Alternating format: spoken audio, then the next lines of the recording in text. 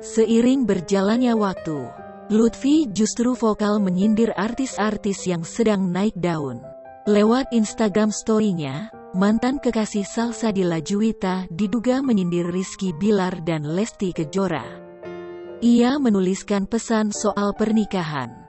Pria 25 tahun itu mengatakan bahwa menikahi seseorang seharusnya diawali karena ibadah, bukannya candaan.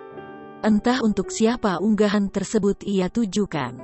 Lutfi memang tak menyebut nama artisnya dengan pasti. Namun warganet menilai unggahan itu diarahkan untuk Rizky Bilar dan Lesti Kejora. Pasalnya, artis yang baru-baru ini mengumumkan akan segera menikah adalah Rizky Bilar dan Lesti Kejora. Ditambah lagi, Rizky Bilar mengakui pertemuan pertama dengan Lesti diawali dari candaan.